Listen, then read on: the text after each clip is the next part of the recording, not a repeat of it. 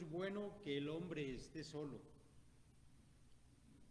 Ustedes conocen esta porción bíblica, mis hermanos, es la afirmación de parte de Dios, de que el hombre fue creado con la necesidad de vivir en compañía de otros seres humanos. Es verdad, mis hermanos, que Dios no creó de inmediato un puñado de otros seres humanos para hacerle compañía a Adán.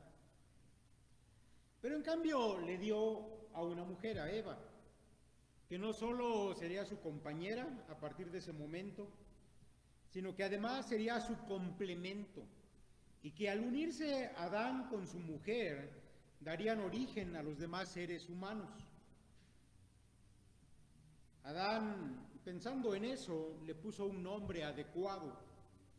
Génesis 3:20 dice, y llamó a Adán el nombre de su mujer Eva, por cuanto ella era madre de todos los vivientes. Ahora, esto es una verdad, que el hombre, mis hermanos, fue creado para estar en compañía de otros seres humanos. Pero, mis hermanos, yo quiero llamar su atención también al hecho de que, como parte de la creación de Dios, también podemos afirmar que la vida del ser humano fue hecha para tener un sentido, de manera que el hombre no vive carente de significado. Ahora, esto lo comento porque en la actualidad hay científicos que defienden la teoría de la evolución y dicen que el hombre, bueno, a final de cuentas no tiene ningún sentido en su vida.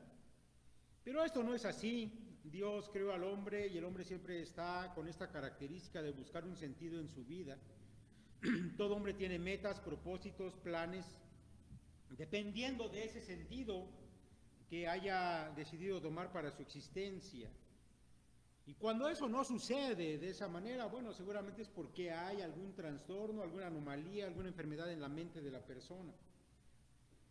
Ahora, debo decir, mis hermanos, que ese sentido o propósito en la vida de cada ser humano siempre va a estar relacionado de una o de otra manera con la gente que le rodea. Hemos sido creados para vivir en compañía y el sentido que tiene nuestra vida, mis hermanos, define de qué gente te vas a rodear. Así, si tu fin en esta vida, si tus metas tienen que ver con los negocios, seguramente que te vas a rodear de hombres de negocios, de gente que esté en ese medio. Si tú eres alguien que se ha dedicado a la medicina, a este asunto de curar enfermos, seguramente que la gente que te va a rodear pues serán otros médicos, enfermeras, pacientes, gente de los laboratorios, no sé. Pero a lo que tú has dedicado tu vida o el sentido que tú le das, define también la gente que está cerca de ti. Muchas veces va a ser gente muy cercana, otras veces vas a incluir a gente tal vez de muchos lados. Pero eso es parte de la naturaleza que Dios nos dio como seres humanos. Ahora, mis hermanos, hay que decir que la gente del mundo, la que pertenece a este sistema, que por cierto ya lo sabe, gobierna el diablo, su sentido y sus metas casi siempre están orientadas a lo material y a lo físico. Y toda la gente del mundo marcha casi sin darse cuenta en base a este sistema, a esa forma que ese sistema ha planteado. Por eso, mis hermanos, a mí me parece interesante pensar que cuando nosotros, antes de conocer a Cristo y cuando éramos de este mundo, marchábamos al mismo ritmo que todos los demás y nos sentíamos en una normalidad, como peces en el agua, como dice el dicho. Pero resulta que cuando Dios nos encontró y nos llamó y nos transformó, hubo un cambio en nosotros en todos los sentidos. Por supuesto, mis hermanos, en el sentido que ahora tiene nuestra vida, en los propósitos y metas que ahora tenemos en esta vida nueva que Dios nos ha dado. Y por supuesto, también, mis hermanos, también en la manera en que vemos a los demás y cómo nos relacionamos con ellos. Por eso yo creo que no deja de ser interesante recordar, y yo espero que usted lo haya percibido, que cuando nació de nuevo hubo una desconexión con este mundo. ¿No le pasó? ¿No le pasó así? Mire, yo recuerdo cuando era jovencito y estaba en la secundaria, más adelante en la media superior, siempre tuve amigos, no muchos, porque mi temperamento es introvertido, así que no era de muchos amigos, pero sí uno que otro. Sin embargo, más adelante en mi vida, cuando el Señor me encontró y transformó mi vida, las cosas cambiaron.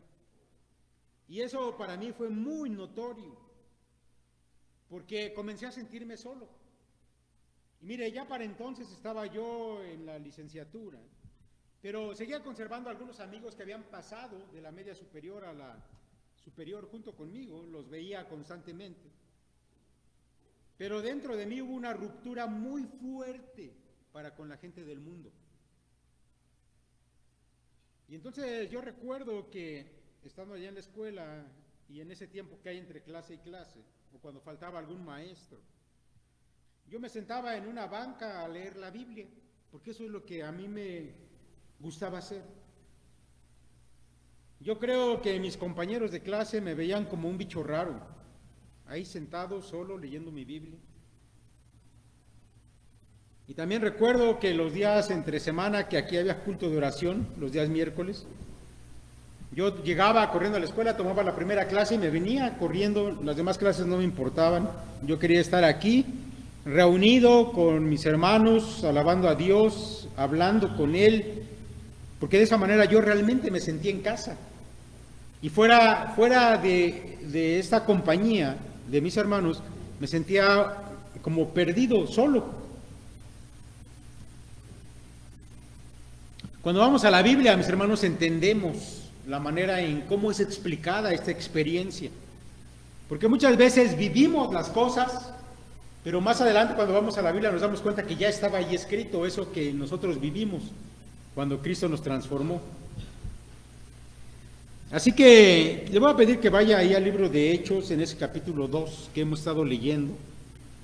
Pero, aunque ya leímos hace rato un párrafo, le voy a pedir que ahora vayamos un verso antes, al verso 40, Hechos 2:40, porque va a ser importante contextualizar lo que a continuación les quiero decir. Ponga atención, dice la palabra de Dios así, Hechos 2:40, y con otras muchas palabras testificaba y les exhortaba, diciendo: sed salvos de esta perversa generación.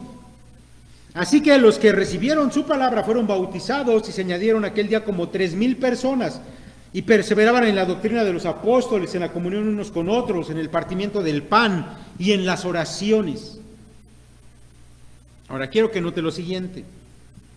Mire, primero, mis hermanos, que estas palabras que encontramos ahí en el verso 40 son parte de la primera predicación de Pedro. Ahí Pedro y los demás apóstoles estaban en ese aposento y vino el Espíritu Santo y hubo un estruendo muy grande y mucha gente se reunió y Pedro aprovechó y les predicó. Y al final, mis hermanos, de su predicación, la exhortación de Pedro, y en esto quiero que ponga usted atención, dice, y con otras muchas palabras testificaba y les exhortaba, diciendo: sed salvos de esta perversa generación. La palabra que aquí se traduce por generación, la palabra genea, significa, mis hermanos, de una manera primaria, un engendramiento o un nacimiento. Pero, mis hermanos, esta palabra llegó a significar también aquello que había sido engendrado, es decir, una familia, o los miembros que pertenecen a una genealogía, o una raza de gentes. Pero, mis hermanos, la característica es que todos ellos comparten algo similar. El mensaje de salvación, mis hermanos, lleva consigo esta exhortación que hace Pedro, a renunciar a la vieja vida y a renunciar a la pertenencia al mundo. Es decir, renunciar a pertenecer a esa vieja familia caída, pecaminosa, a la que antes pertenecíamos. Mis hermanos, Pedro, inspirado por el Espíritu Santo, llama a esa generación, a esa familia mundana, la llama perversa. Y la palabra que se emplea aquí también se puede traducir como torcida. Esa generación torcida, esa familia torcida, rebelde o maligna. Así que, mis hermanos, la exhortación de Pedro es: dejen de pertenecer allá. Y yo quiero que usted note lo que sucedió después de esa exhortación de Pedro. Aquellos que le escucharon, que fueron movidos por el Espíritu Santo, hicieron algo. Dice los versos 41 y 42. Así que los que recibieron su palabra fueron bautizados y se añadieron aquel día como 3,000 personas y perseveraban en la doctrina de los apóstoles, en la comunión unos con otros, en el partimiento del pan y en las oraciones. ¿Qué hicieron? Dejaron su vieja pertenencia al mundo y ahora se añadieron a la iglesia. Así que, mis hermanos, el que es salvo no solo se añade a la iglesia, más bien primero renuncia al mundo y después se añade a la iglesia. Y después de eso, mis hermanos, después de eso, ellos comenzaron de inmediato a alimentarse de la doctrina apostólica, a gozarse con su nueva familia, pero ya no a la manera de antes, ahora en una dinámica espiritual en lugar de una dinámica carnal. Ahora, mis hermanos, yo quiero que usted ponga atención a esto, porque me parece que es de vital importancia, porque me da la impresión de que no todos aquí les queda claro esto. Cuando uno nace de nuevo, cambian todas las cosas. Cambia tu manera de ver la vida, tus metas, tus propósitos en la vida, pero también cambian tus asociaciones con la gente. El apóstol Pablo, allá en 2 Corintios 5:17, dice: de modo que si alguno está en Cristo, nueva criatura es. Las cosas viejas pasaron, he aquí todas son hechas nuevas. Comentando estas frases, John MacArthur dice lo siguiente, se lo quiero compartir. Hablando de las cosas viejas, dice él: después que una persona ha sido regenerada, los sistemas de valores, las prioridades, las creencias, los amores y los planes de la vida vieja son cosa del pasado. Y hablando de la frase todas son hechas nuevas, MacArthur dice: la gramática griega indica que la condición nueva es continua y práctica. La nueva percepción espiritual que el creyente tiene de todas las cosas es una realidad constante para él. Y ahora vive para la eternidad, no para cosas temporales.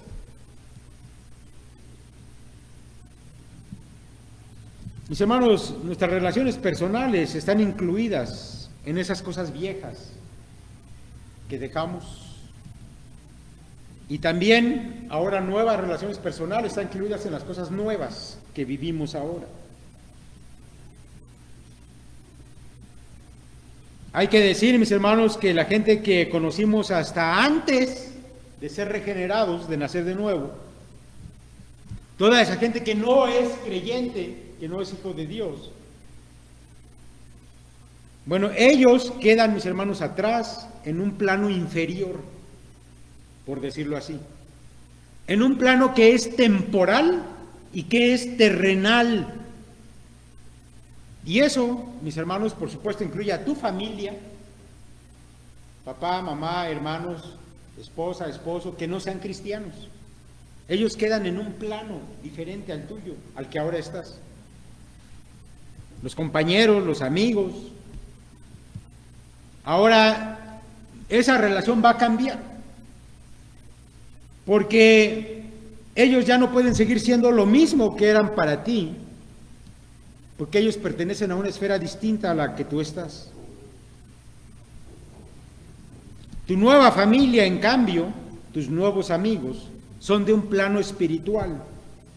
Y ese plano espiritual es atemporal. Eso quiere decir que aún después de esta vida, cuando tú hayas muerto, bueno, la familia espiritual, es decir, la iglesia, va a seguir siendo tu familia allá en el cielo. Tus amigos o hermanos en Cristo lo van a hacer para siempre. Esta visión, mi hermano, debe ser muy real para ti, pero solamente lo va a hacer si tú permaneces en Cristo, como dice Pablo en este pasaje. Eso quiere decir, si ves las cosas desde la perspectiva de Cristo, no la perspectiva terrenal. Y yo creo que aquí es donde muchos o muchas veces fallamos. Ya has nacido de nuevo, ya fuiste regenerado, pero tus amigos de allá siguen siendo todavía tus amigos. Tu nueva familia, la iglesia, pues es gente que ves ahí cada 8 días, pero no tienes mucha relación con ellos. Bueno, me parece que eso significa no tener la perspectiva de Cristo, sino todavía seguir enfocados de manera terrenal a nuestras relaciones personales. Mire, para hablar un poco acerca de la perspectiva que Cristo tiene de esto, quiero que vayamos a un pasaje que ya hemos comentado en algunas otras ocasiones, pero quiero volver a él y quiero comentar algunas cosas más.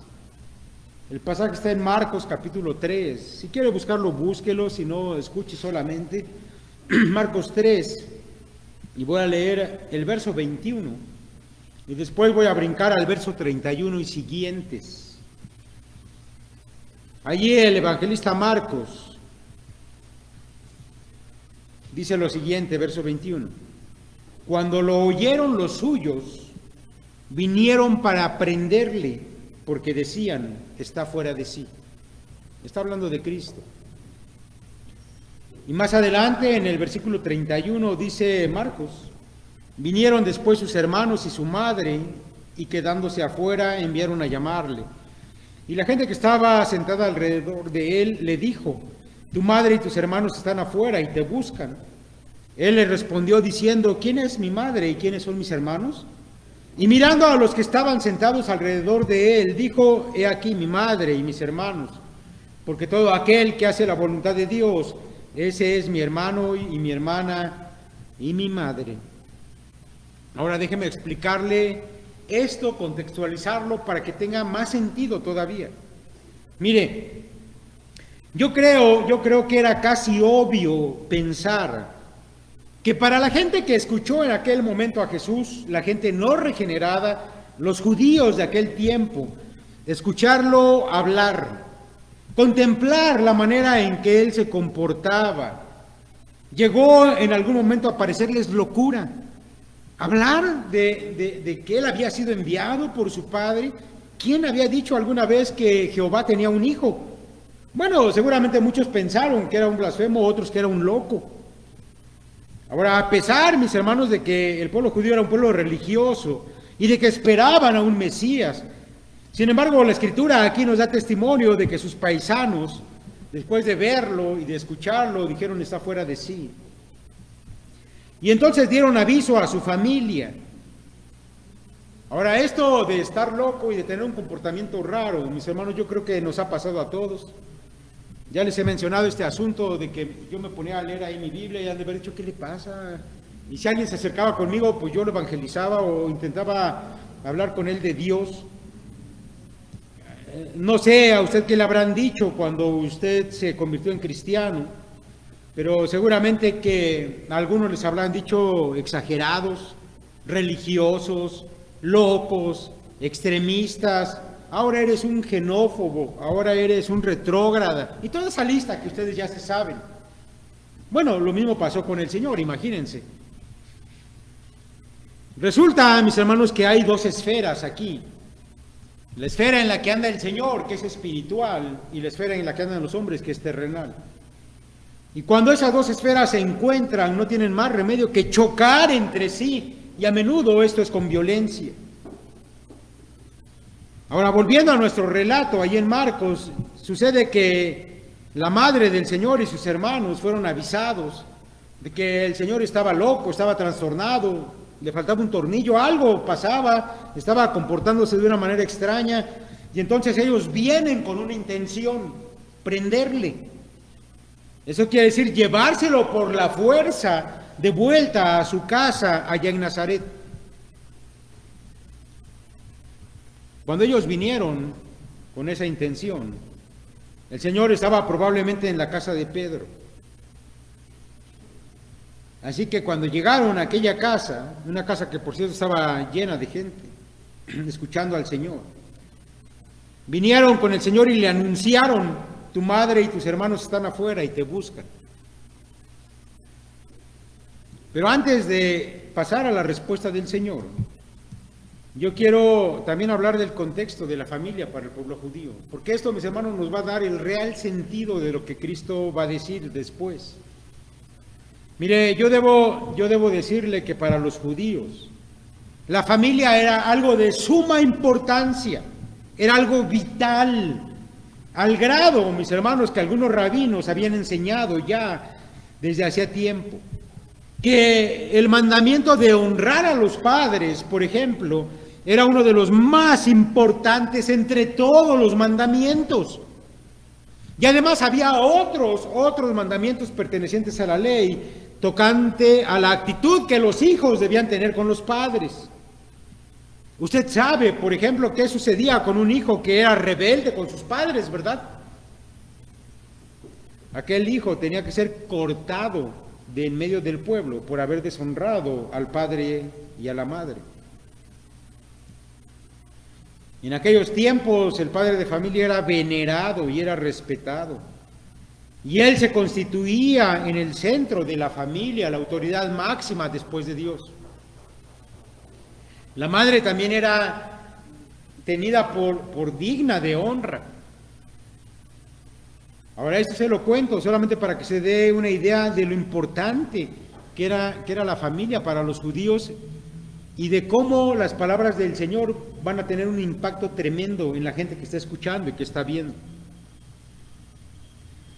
Ahora yo debo decir que Jesucristo, desde su niñez, Él vivió como un niño judío obediente a sus padres, que valoró a su familia y se comportó como se esperaba y como la ley lo marcaba, que debía ser su comportamiento.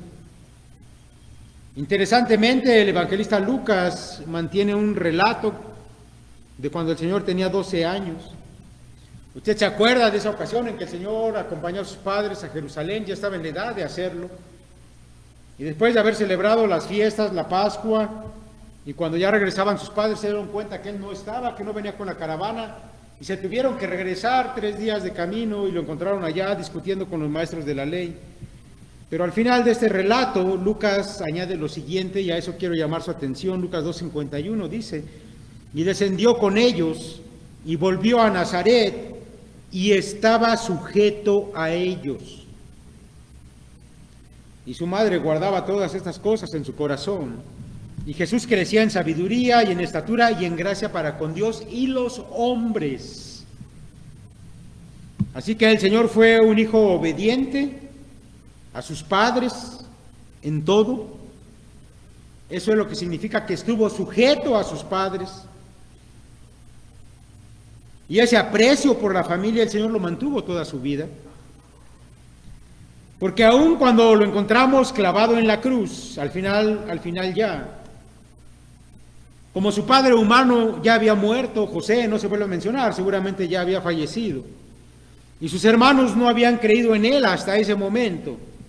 Él se tuvo que hacer cargo de su madre estando allí en la cruz, y la encarga a su discípulo Juan, y de ahí en adelante Juan iba a hacerse responsable de María, porque el Señor valoraba la familia. Todos los judíos lo hacían. La familia era primordial para ellos. Ahora, tomando en cuenta esa relevancia, esa gran importancia, las palabras que el Señor Jesús pronuncia a continuación debieron haber sido impactantes. Él le respondió diciendo: ¿quién es mi madre y mis hermanos? Y mirando a los que estaban sentados alrededor de él, dijo: he aquí mi madre y mis hermanos. Porque todo aquel que hace la voluntad de Dios, ese es mi hermano y mi hermana y mi madre. Mis hermanos, estas palabras son asombrosas dado el contexto que acabo de explicar. Yo creo, como muchos comentaristas expertos en el Nuevo Testamento lo comentan, que estas palabras debieron sonar como un completo insulto hacia la madre y los hermanos de Jesús. También un insulto para la religión judía. Pero yo quiero explicarle lo que realmente significan estas palabras del Señor. No eran un insulto. Mire, en primer lugar, quiero decirle que no significaban que Él estuviera desechando a su familia carnal, diciendo: ¿saben qué? Ya no quiero saber nada de ustedes, váyanse. No, no era eso. Ya lo he dicho, que incluso estando Él en la cruz se hizo cargo de su propia madre, y más adelante sus hermanos creerían en Él. Mis hermanos, estas palabras de Cristo más bien significaban que las relaciones en el plano terrenal están a un nivel más bajo que las relaciones que se tienen en el plano espiritual. Eso quiere decir que tus hermanos en la fe, que la iglesia es una familia más importante, que además no es temporal, es una familia para siempre. Y que, mis hermanos, mientras vivamos en este mundo, ellos son los que nos van a acompañar en la travesía que es esta vida. Ya que tus familiares en la carne, pero que no son cristianos, ellos no pueden entender lo que ahora somos. Para ellos a menudo somos locos o alguna cosa como esa. Pero tu familia espiritual, que además va a ser tu familia para siempre, ellos son los que te entienden ahora en esa nueva visión, en esas nuevas metas, y que además te van a impulsar y te van a acompañar en este camino. Por eso, mis hermanos, la visión de Cristo de las relaciones es esta. No es desechar, romper o despreciar la familia anterior, sino es que ahora tenemos una familia que está en un plano superior y más importante. Aún tienes que honrar a tus padres, aún cuando ellos no sean cristianos. Aún tienes que cumplir tus obligaciones como hijo, si es que eres hijo de familia todavía.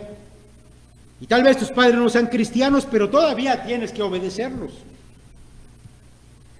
Pero ahora sabes que también tienes otra familia, en un nivel más alto, que son más importantes o deben serlo, que ellos van a ser tu verdadera compañía y que van a trabajar al lado tuyo para conseguir esas metas y esa nueva visión que ahora tienes,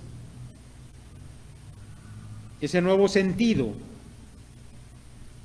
que tienes en esta vida que has recibido, una vida eterna. Mire, quiero pasar a la parte más práctica de esto, porque hemos hablado efectivamente tal vez desde un punto de vista un poco teórico. Sí, ya tenemos otra familia, creímos, la iglesia es más importante que mi familia, pero ¿qué debo hacer? Déjeme comentarle un asunto y luego vamos a pasar a una cuestión práctica. Mire, hace unos días tuvimos una reunión de varones, ustedes lo saben porque se estuvo anunciando. Bueno, efectivamente, tuvimos la reunión, fuimos a comer unos buenos tacos, por cierto, pero ya, mis hermanos, de regreso, tuvimos por ahí una dinámica. Y por cierto, quiero aprovechar para decirles que no todos los varones que debían estar estuvieron, faltaron muchísimos. Pero a la luz de lo que estamos predicando ahora, pues quiero exhortarles, mis hermanos varones que faltan, vénganse el próximo sábado, vamos a tener por ahí nuestra reunión, no falten, por favor. Estamos hablando de esa nueva familia más importante. Ahora, tuvimos ahí una dinámica que fue muy interesante. Y yo me di cuenta de algo que ya lo habíamos notado desde hacía muchos años. Pero para nosotros trae inquietud a nuestro corazón como pastores, porque sigue siendo algo que creo que no está solucionado. Miren, en esa dinámica, mis hermanos, era muy simple, nos teníamos que presentar. Y a la hora de presentarse, algunos de mis hermanos varones dijeron algo muy interesante. Dijeron ellos que no tenían amigos fuera de la iglesia. No tenían amigos fuera de la iglesia, lo mismo que a mí me sucede, y que yo creo que a muchos en el grueso de la iglesia nos pasa también. Obviamente hubo esa ruptura con el mundo y ya no tenemos amigos allá afuera. Pero aquí viene lo interesante. Algunos de estos varones que no tienen amigos allá afuera, tampoco los tienen aquí adentro de la iglesia. Y eso, mis hermanos, es algo que debe inquietarnos.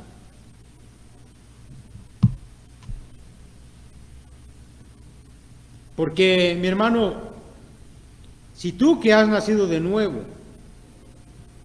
no tienes amigos aquí en la iglesia, pero tienes amigos allá afuera, yo puedo decir que algo está pasando con tu espiritualidad, no has entendido la visión de Cristo. Sigues teniendo una visión terrenal y por eso tienes amigos allá afuera y compartes con ellos cosas. Ahora, si no tienes amigos allá afuera, pero tampoco los tienes aquí adentro, yo creo que algo está pasando, algo nos está fallando, algo no está bien. Y yo hoy quiero, mis hermanos, que nos llevemos una enseñanza práctica y voy a comentar con ustedes algo que tal vez no habían escuchado antes. Y yo pido al Señor que pueda estar esto en su corazón, pero sobre todo que lo puedan practicar. Y yo creo que es importante por el bien de ustedes, de la iglesia en general y para testimonio a este mundo. Miren, una de las razones por las cuales este asunto de las relaciones dentro de la iglesia falla, no solamente en esta iglesia, en muchas iglesias, y tal vez más en esas iglesias que son conservadoras, que son muy apegadas a la Escritura. Mis hermanos, yo creo que tenemos este problema porque de cierta manera hay un desbalance en la enseñanza de la palabra. Y con eso quiero decir, y lo explico, lo aclaro para que no haya confusiones, que normalmente, mis hermanos, se habla, se predica, se enseña de doctrinas básicas, de doctrinas que ya son clásicas, por decirlo así. Cosas como la salvación, la santidad, la venida de Cristo, etcétera. Pero yo creo que también se ha omitido o se ha dejado un tanto de lado otro tipo de enseñanzas que también son necesarias. Y hoy quiero llamar su atención a lo que un teólogo llamó la teología del gemido. Ya sé que se oye raro. Van a decir, ¿qué nos va a enseñar, pastor? ¿Ya se está desviando? ¿Cómo que la teología del gemido? Pero bueno, para que vean que no es algo fuera de la Biblia, le voy a pedir que vaya al capítulo 8 de Romanos y vamos a ver qué nos enseña ahí el apóstol Pablo a partir del verso 18, y le pido que lo abra en su Biblia para que lo tenga allí, porque quiero hablarle de esto, quiero explicarle algunas cosas. Romanos 8, yo lo voy a leer, sígalo solamente con su vista a partir del verso 18. Si ya lo tiene, dice el apóstol Pablo: pues tengo por cierto que las aflicciones del tiempo presente no son comparables con la gloria venidera que en nosotros ha de manifestarse. Porque el anhelo ardiente de la creación es el aguardar la manifestación de los hijos de Dios. Porque la creación fue sujetada a vanidad, no por su propia voluntad, sino por causa del que la sujetó en esperanza. Porque también la creación misma será libertada de la esclavitud de corrupción a la libertad gloriosa de los hijos de Dios. Porque sabemos que toda la creación gime a una y aún está con dolores de parto hasta ahora. Y no solo ella, sino que también nosotros mismos, que tenemos las primicias del Espíritu, nosotros también gemimos dentro de nosotros mismos, esperando la adopción, la redención de nuestro cuerpo. Mis hermanos, este pasaje habla de dos tiempos en la vida de los creyentes. Un tiempo futuro, aún no llega a un tiempo futuro, cuando nuestros cuerpos van a ser glorificados. Y entonces, mis hermanos, el pecado va a ser quitado totalmente de nosotros. Y la muerte y toda debilidad serán quitadas también. Pero ese tiempo es futuro. También, mis hermanos, nos habla del tiempo presente. Ese que, como dice ahí en el verso 23, aunque tenemos el Espíritu Santo, que es las primicias de lo que un día vamos a llegar a ser, sin embargo, mis hermanos, aún somos débiles. Aún batallamos con el pecado. Aún tenemos muchos malos hábitos. Nuestro cuerpo aún experimenta dolor y nuestro espíritu se aflige y gime, porque quisiéramos que todo eso ya pasara, que ya recibiéramos lo que se nos ha prometido, pero todavía no. Ahora, como hijos de Dios, mis hermanos, debemos estar conscientes de que esta debilidad es nuestra realidad temporal ahora. Que en tanto, mis hermanos, que estamos aquí en este mundo, vamos a tener que seguir batallando con el pecado, con el dolor, con la muerte también. Pero, mis hermanos, Dios nos ha dado algo, lo necesario para seguir enfrentando estas cosas, para salir adelante a pesar de esa debilidad. Cuando llega a tu vida el pecado, el dolor, las pruebas, etcétera, ¿qué haces? Yo quiero que nos enfoquemos en el asunto peor de todos, que es el pecado, porque es parte de nuestra condición actual, por eso gemimos. Quiero que vaya a Primera de Juan, y con ese texto se va a complementar el círculo de lo que le quiero enseñar el día de hoy. Primera de Juan, capítulo 1. Si lo quiere buscar, si no, yo se lo voy a leer, los versos 5 en adelante. Y el apóstol Juan nos va a enseñar algo muy interesante que tiene que ver con nuestra comunión con los hermanos, dentro de todo este contexto en el que estamos hablando. Dice el apóstol Juan: este es el mensaje que hemos recibido de él, y os anunciamos: Dios es luz, y no hay ningunas tinieblas en él. Y si decimos que tenemos comunión con él, y andamos en tinieblas, mentimos, y no practicamos la verdad. Pero si andamos en luz, como él está en luz, tenemos comunión unos con otros, y la sangre de Jesucristo su Hijo nos limpia de todo pecado.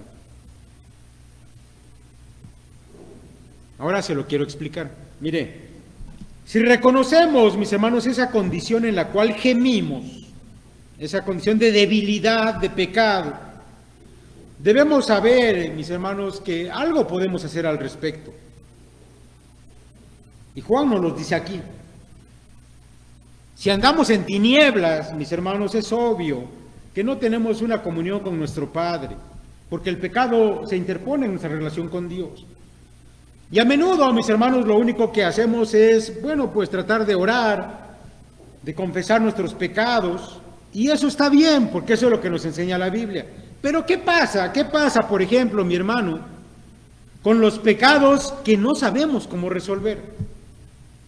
Con los pecados que ya se han vuelto un hábito en nuestra vida y que no podemos superarlos, que ya se han apoderado de parte de nuestra práctica. ¿O qué pasa con esos errores o fallas en nuestra vida espiritual que a veces ni siquiera alcanzamos a percibir? Bueno, mis hermanos, yo debo decirle que Juan enfoca todo. Y no solamente tiene que ver con la comunión con nuestro Padre, también tiene que ver con la comunión con los hermanos. porque el Señor en su sabiduría nos puso en una familia espiritual, y esa familia tiene que ser nuestro apoyo, tiene que ser nuestra ayuda para superar estas cosas, esta debilidad actual. Porque, mis hermanos, estamos en un mundo caído, en medio de una corriente poderosa de pecado, y vivimos en un cuerpo pecador también. Así que tenemos una batalla difícil. Pero el Señor, nuestro Padre, nos ha dado su palabra, nos ha dado la oración, ha puesto su Espíritu en nosotros, pero también nos ha dado una familia espiritual. Y Juan recurre a esto y nos lo recuerda. Andar en luz tiene que ver con la comunión entre los hermanos. Andar en luz tiene que ver con no encubrir nuestros pecados, sino corregirlos. Eso es lo que dice aquí Juan. Ahora, para ir poniéndole ejemplos de la Biblia, de lo que le estoy diciendo, déjeme decirle que cuando el Señor llamó a sus discípulos, ellos aprendieron muy pronto que no podían ocultar las cosas que pensaban, no podían ocultar sus inquietudes, sus pecados tampoco, porque el Señor lo podía ver todo. Y me da la impresión de que ellos no se esforzaron nunca en ocultar todos estos asuntos de debilidad, de inmadurez, de falta de conocimiento, pero esto fue útil para ellos. Andar en luz tiene que ver con no ocultar eso. Mire, por ejemplo, cuando los hijos de Zebedeo, es decir, Juan y Jacobo, se acercaron por allá al Señor y le dijeron: Señor, cuando estés en tu reino queremos que uno se siente a tu izquierda y el otro a tu derecha. Bueno, los demás se enteraron de esta petición y se enojaron con ellos. Tenemos la narración allá en Mateo capítulo 20. Pero a causa de que ellos confesaron su ambición y los demás también se dieron cuenta de ello, el Señor tuvo oportunidad de corregirlos y de darle una enseñanza a todos. Él dijo: no sabéis lo que pedís. Y después viene una enseñanza importante para la vida de ellos. En otra ocasión, esos mismos hombres querían pedirle a Dios que enviara fuego desde el cielo y consumiera a unos samaritanos que habían impedido que Jesús pasara por allí. Lucas 9. Y esa fue otra ocasión que el Señor les corrigió de esas malas maneras de pensar que tenían, y les dijo que no tenían por qué pensar esas cosas dentro de ellos. Por supuesto, no puede faltar, mis hermanos, en estos ejemplos el apóstol Pedro, porque él hizo y dijo cosas que dieron muestra de su debilidad, de su pecaminosidad también, de su falta de visión. Por ejemplo, cuando en una ocasión trató de reprender al mismo Señor Jesús. El Señor acababa de decir que tenía que ir a la cruz, y entonces Pedro vino y trató de corregir al mismo Maestro. Y entonces Pedro recibió duras palabras de Cristo. Quítate de delante de mí, Satanás, porque me eres tropiezo, porque no pones la mira en las cosas de Dios, sino en las cosas de los hombres. En otra ocasión, usted ya lo sabe, tal vez sea la más conocida, Pedro negó a su Señor 3 veces. A pesar de que había prometido que nunca lo haría, incluso a costa de su propia vida. Pero, mis hermanos, eso dio oportunidad a uno de los pasajes más extraordinarios que recoge Juan, ese tiempo en el que el Señor aparece a Pedro y le restaura. Simón, hijo de Jonás, ¿me amas más que estos? Le respondió: sí, Señor, tú sabes que te amo. Él le dijo: apacienta a mis corderos. Y, mis hermanos, podríamos seguir con esta lista que es muy grande de cosas similares. Y en todas ellas vemos un patrón, que las fallas y los pecados de los primeros cristianos, los primeros discípulos, llegaron a ser de conocimiento público. Toda la iglesia sabía sus fallas y sus pecados, porque incluso se escribieron en los evangelios. Y aquellos que escribieron de estas fallas de Pedro, de los hijos de Zebedeo, de todos los demás, no fueron ellos mismos, fueron otros. Eso quiere decir que estas fallas o debilidades, mis hermanos, eran conocidas por toda la iglesia. Y si vamos al libro de Hechos, mis hermanos, o aún a las epístolas, seguimos con este mismo asunto, ese mismo patrón, que los primeros discípulos y los primeros cristianos no se esforzaron por esconder eso, por mantenerlo ahí guardado. ¿Se acuerda nuevamente de Pedro? Cuando comenzó a convivir con los hermanos gentiles y comía con ellos, pero después vinieron algunos judíos de Jerusalén y entonces Pedro se escondió y ya no quería andar con los hermanos. Gálatas capítulo 2, y entonces vino Pablo, el mismo Pablo, y tomó a Pedro y lo reprendió por su comportamiento. O encontramos allá en el libro de Hechos esa gran discusión que hubo entre el mismo Pablo y Bernabé. Y fue tal la discusión que no llegaron a ningún acuerdo y se separaron como grupos misioneros. Y está ahí registrado.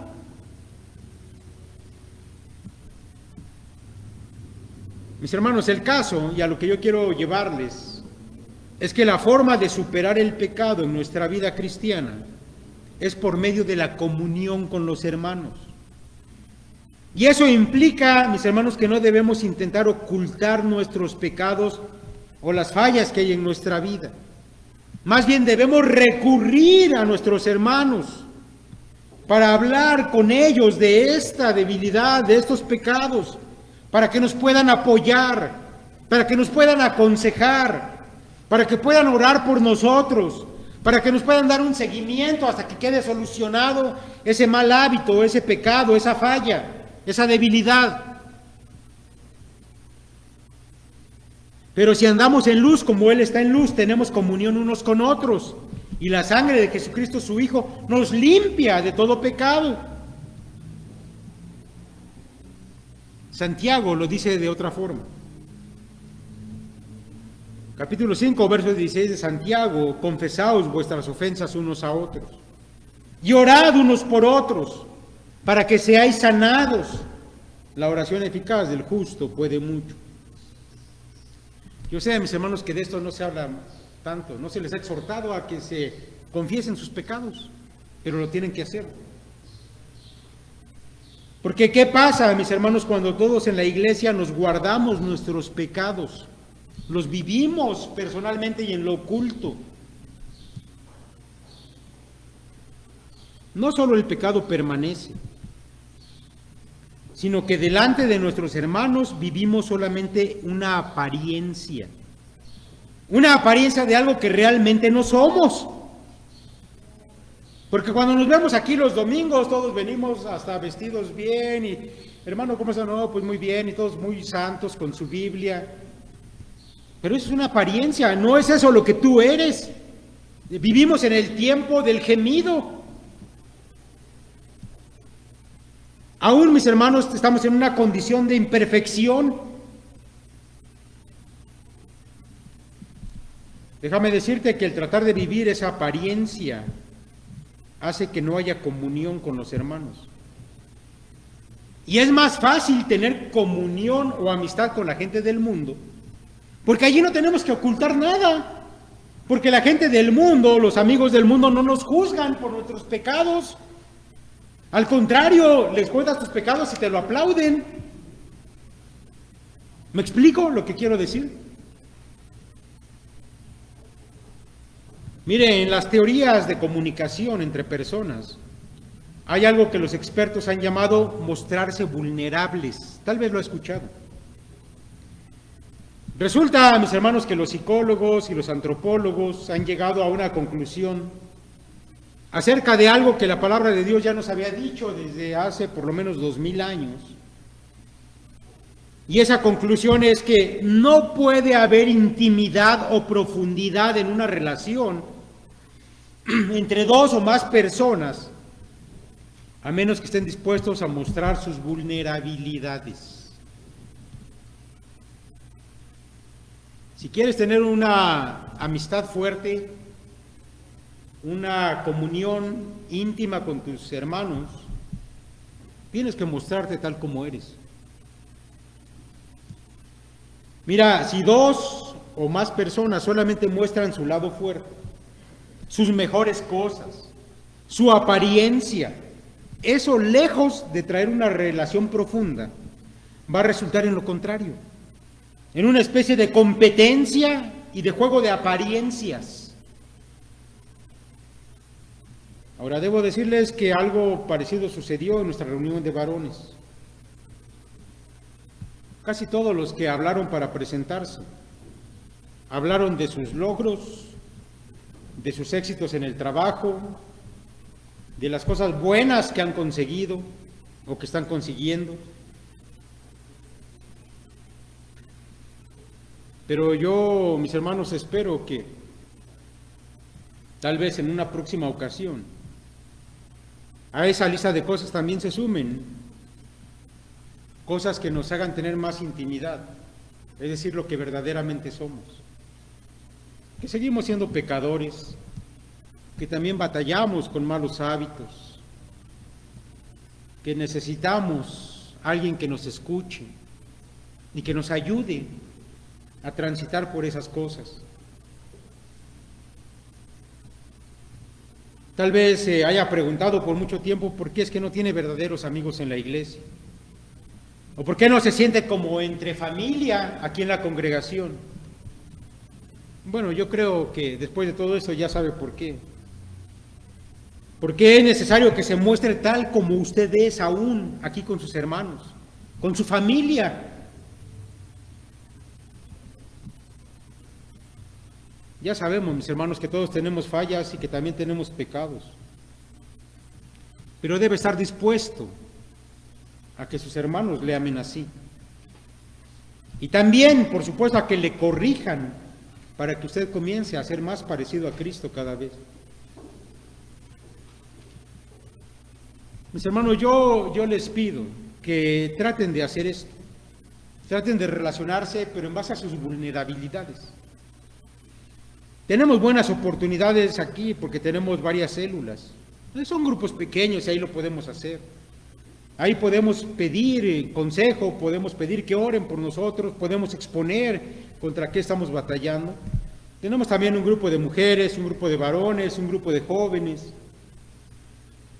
que se prestan para esto. Pero incluso aún si usted no tuviera la oportunidad de venir a esos grupos, yo le exhorto a que busque a algún hermano con quien pueda tener una comunión, una interacción mutua acerca de estas cosas. Y va a ver que muy pronto su amistad se va a transformar en una hermandad más íntima, más fuerte, donde no hay apariencias, sino realmente, mis hermanos, nos mostramos como somos. Y esto debe ser algo mutuo, porque todos somos pecadores, todos gemimos por causa de ello. Y por eso, mis hermanos, y esto casa con la Biblia, si alguien viene y te confiesa que está batallando contra algún pecado, contra un asunto pecaminoso en su vida, tú tienes que ser humilde y escucharlo. Y tienes que ser sabio y cuidadoso para exhortar y para corregir. Y tienes que tener amor por tu hermano para darle seguimiento en esto. Y después tú tienes que compartir también lo que a ti te toca. Allá en Gálatas, un pasaje que ya estudiamos en otra ocasión, el apóstol Pablo dice: hermanos, si alguien es sorprendido en pecado, ustedes que son espirituales deben restaurarlo con una actitud humilde. Pero cuídese cada uno, porque también puede ser tentado. Ayúdense unos a otros a llevar sus cargas, y así cumplirán la ley de Cristo. Si alguien cree ser algo cuando en realidad no es nada, se engaña a sí mismo. ¿Ya vieron? No es aquí yo, no, todos somos pecadores. Cada cual examine su propia conducta, y si tiene algo de qué presumir, que no se compare con los demás. Mis hermanos, yo pido a Dios que nuestra iglesia pueda comenzar a marchar por una relación más real, basada en lo que estamos viviendo aquí. Yo sé que todos queremos ser santos y lo vamos a hacer en algún momento completamente. Pero entre tanto, mis hermanos, no tenemos por qué guardar apariencias que no son. Que nuestras relaciones, mis hermanos, puedan ser más íntimas, más profundas, más personales. Y eso también va a ser de testimonio para el mundo y de bienestar para nosotros. Que Dios les bendiga, mis hermanos.